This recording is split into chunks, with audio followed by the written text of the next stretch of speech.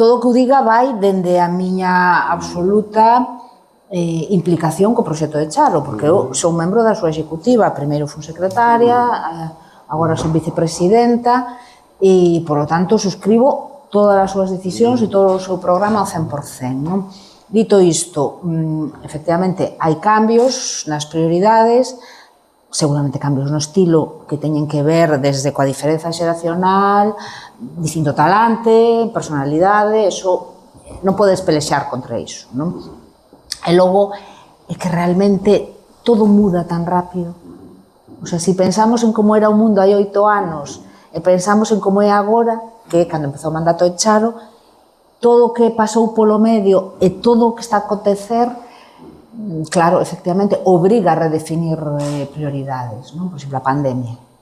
A pandemia supuxo un cambio radical nas formas de consumo cultural, unha crise que aínda non está resolta, que estamos enfrontando como podemos, e cando digo este plural inclúe, digamos, a todos os axentes culturais, a vos tamén aos medios, non? Claro. E entón eu creo que estamos un pouco ensayo-erro. Imos por aquí a ver se funciona, me parece que sí, parece que non, bueno, recuamos a ver por aquí. Eu creo que este é un desafío importante. É dicir, pensar en novos públicos e en públicos novos, nos públicos máis novos. Como chegar aí, non? Como facer visible a cultura galega que producen eses públicos e facer visible a cultura galega para eses públicos. Este é un dos retos, non?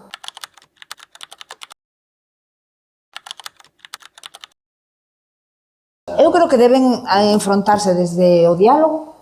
Eu creo que é moi importante manter canles intensas e fluidas de comunicación directa, porque ás veces, se delegas moito a comunicación, entra ruido. Tamén isto en comunicación é básico, non?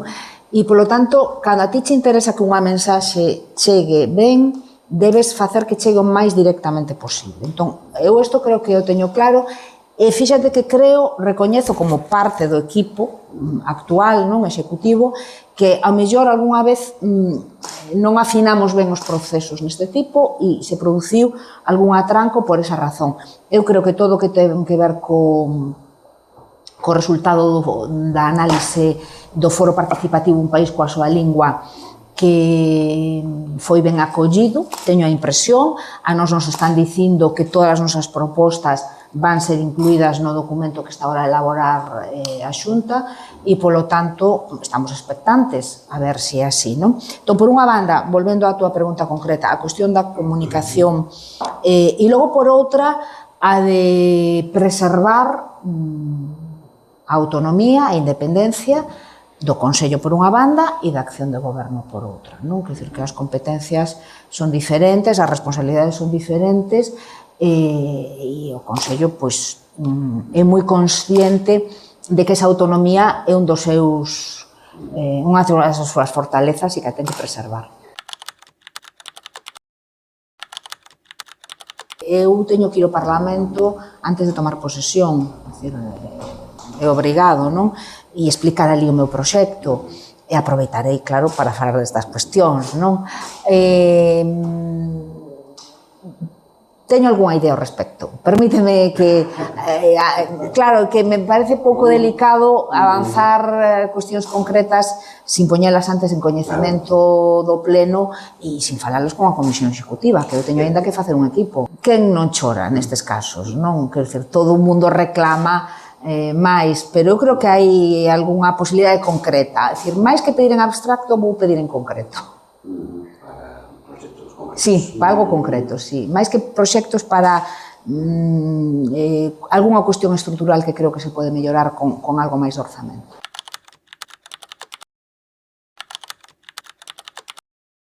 Habería que cambiar a lei. E abrir ese melón pode ter máis efectos negativos que positivos. Porque unha vez que abres a lei, pois, claro, isto xa se escapa, xa entra noutro contexto que non garante que o Consello poida controlar todo o proceso. E nós sabemos que o Consello podería reflectir máis e millor a realidade do país, pero tamén sabemos que un cambio legal o mellor podería introducir mecanismos de control ou de supeditación do Consello, o poder político, claro, que é un risco que o mellor non convén correr, non? Por eso digo, entón, nós o que estamos facendo, cando digo nós, é o equipo de Rosario Álvarez, no que, como se decía, estou plenamente implicada. O Consello ten toda esta estructura de seccións, comisións e demais, e aí estamos intentando, efectivamente, abranguer a diversidade do país, non? Que aí teñan espazo para facerse oír pois, as distintas voces do país. E temos canales de comunicación moi abertas e moi fluidas pois, con todo tipo de fundacións, todo tipo de axentes. Por exemplo, tuvemos unha reunión hai uns meses pois, cos consulados dos países que teñen representación consular en Galicia, porque nos parece que podía ser pois, unha vía axeitada para escoitar e para chegar ás problemáticas das distintas sociedades que viven ahora en Galicia, non? Ou seja, que intentamos compensar, digamos, con outras estructuras máis dinámicas. Non só a representación no pleno garante a operatividade no Consello. Pódese ser moi operativo dentro do Consello, co Consello, sin ter unha representación no pleno.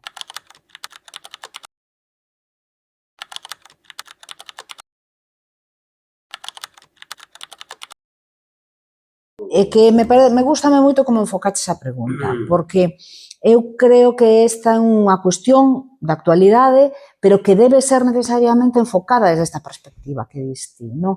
Que é un problema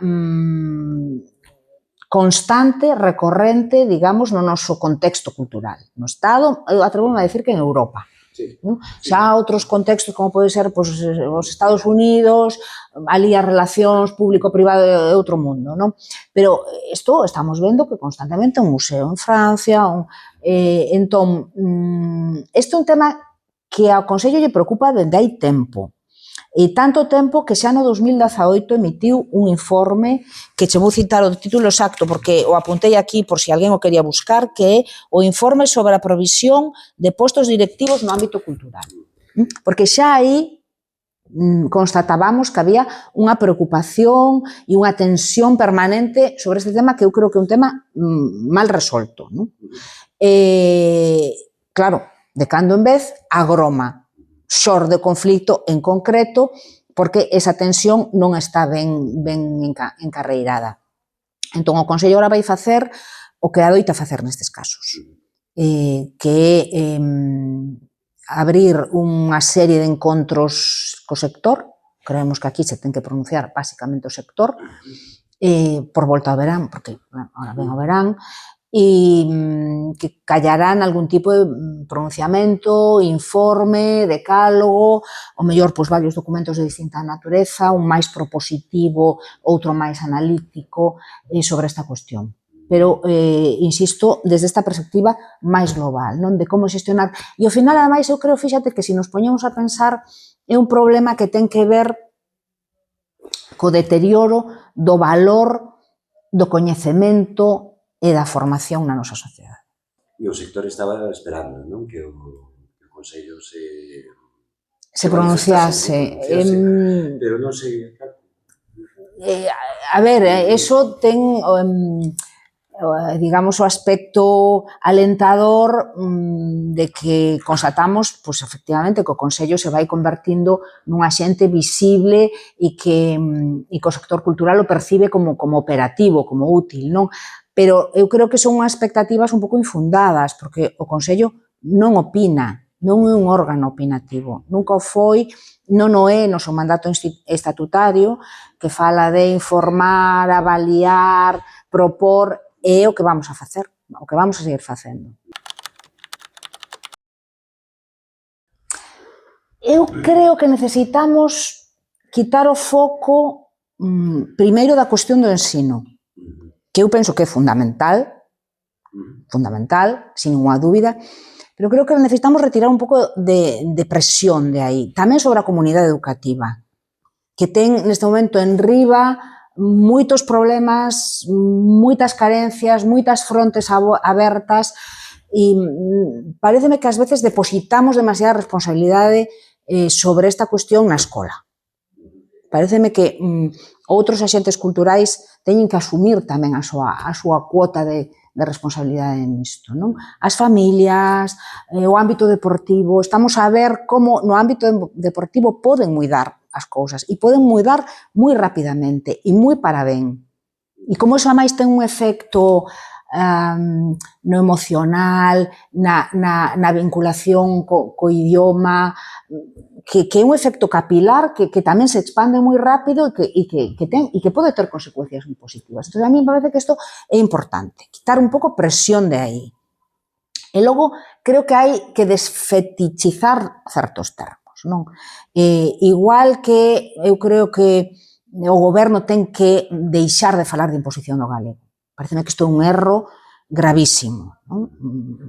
E que, primeiro, é falso, e segundo, crea mal ambiente, non? Crea unha serie de connotacións alrededor da lingua que non axudan no proceso. Eu creo que tamén poñer o foco no decreto, me parece que hai ferramentas administrativas, legais, normativas e demais como para ir encarreirando aqueles aspectos que necesariamente teñen que cambiar no ámbito educativo en relación ao idioma. Desde logo, hai que facer cambios, eso está claro, todos os informes, todas as avaliacións apuntan aí, pero quizáis, ao mellor, pois hai que chegar a algún tipo de acordo que supoña a posibilidade real de facer cambios sin utilizar estas dúas palabras, derogar o decreto, non? Porque creo que hai termos, igual que che digo que a cuestión da imposición me parece que contaminan o proceso dunha forma moi perversa e que nos arrecunchan nun lugar do que non conseguimos sair, creo que pasa un pouco tamén con isto, non? Entón, dito isto, dende a convicción, por unha banda, de que ten que haber cambios, sin ninguna dúbida, de que o sector educativo necesita que quitemos un poquinho de presión sobre eles, porque teñen, insisto, moitas frontes abertas, e que asumamos responsabilidades tamén nas familias, tamén no ámbito do ocio, no ámbito sanitario, onde é posible facer cousas. É que, cando fixemos o foro, vimos tantas posibilidades en tantos lugares que non se nos ocurría como,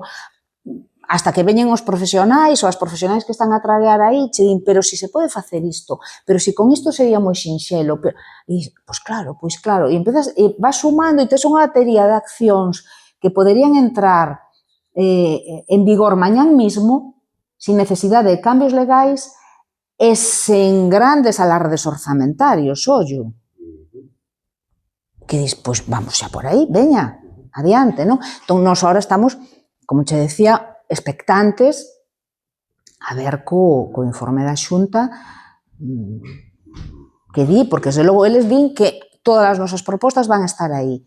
Si esas propostas están aí e o goberno se compromete a polas en marcha de xeito inmediato, creo que habería cambios moi visibles. A mí me gustaría que fixeran esta reflexión. Nós, desde logo, así o transmitimos ao representante do goberno no noso pleno, que é o Conselleiro de Cultura. É dicir, esa necesidade de mudar tamén un pouco a linguaxe sobre isto. Creo que se nos quedou un pouco a linguaxe un pouco anquilosada e que engade connotacións negativas, insisto, polas dúas bandas, É dicir, porque eu creo que o da imposición é unha falacia que ninguén pode creer, e que é un termo feo, claro, que a xente rexeita de maneira visceral, rexeita sin ter datos, sin ter enquisas, non é necesario, é dicir, que vives nunha realidade paralela, non?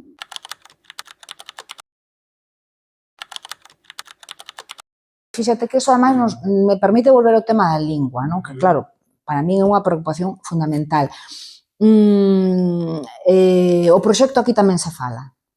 O proxecto Aquí tamén se fala é un proxecto educativo, que xorde no ámbito educativo, mais que consegue utilizar ese espazo máis alá do currículum, máis alá do estrictamente académico, curricular, e facer da escola un ámbito de galeguización. Non? Por iso che decía que igual hai que empezar a poñer o foco noutros aspectos que son máis dinámicos e aí pois, aprendemos da xente nova, porque este foi un proxecto que puxo en marcha xente nova. Non? Entón igual nos digo xa xeracións un pouco máis as de toda a vida, por decirlo de alguma maneira, non?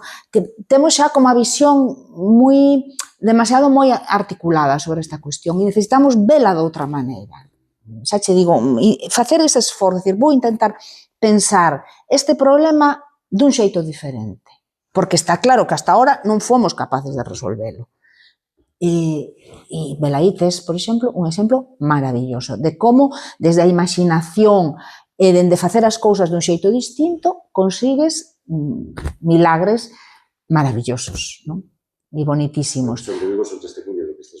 Celta, por exemplo... Bueno, non quería falar do Celta, porque xa entramos, xa falei hoxe moito de Vigo, pero é que o do Celta é un exemplo maravilloso.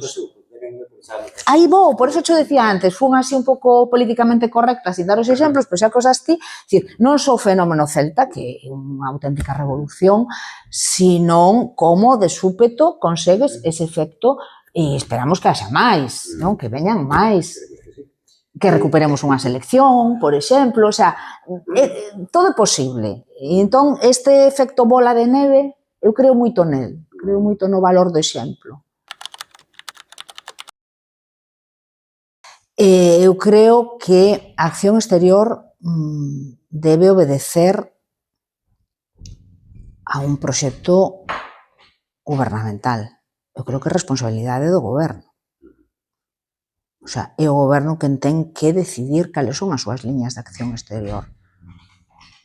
Que países, que contextos, que idiomas, que áreas queremos mover, como as queremos vender, non? E, de alguma maneira, os axentes culturais e institucionais deberíamos ir detrás dunha acción de goberno.